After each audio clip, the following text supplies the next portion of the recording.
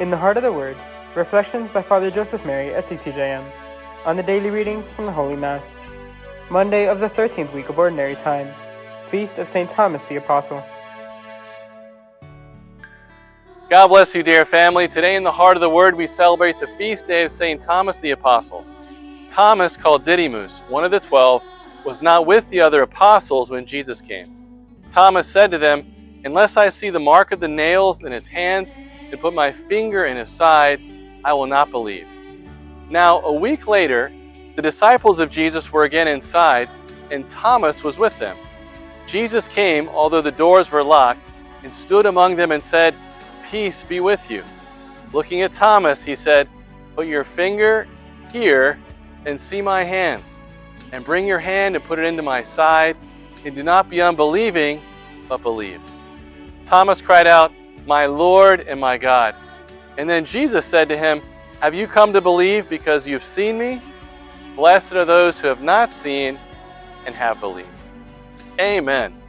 These last words of the Lord are for us, my brothers and sisters.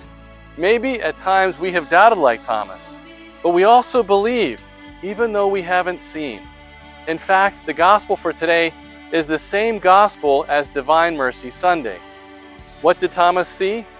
Jesus, the Divine Mercy, with the marks on his hands and his feet, and with his side open, and his right hand blessing us, and his left hand inviting us to enter the wound of his pierced heart.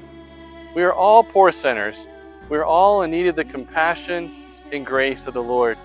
When we have a difficult moment, or we desire to give thanks because we receive a particular grace, like Thomas, we can turn to the image of the merciful Lord and tell him with all of our heart, "My Lord and my God, Jesus, I trust in you."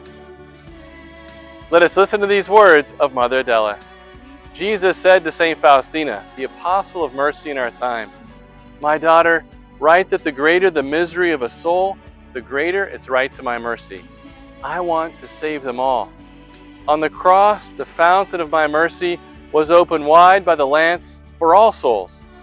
No one have I excluded. And for this reason, we also cry out, 'My Lord and my God.'" All for the heart of Jesus, through the heart of Mary.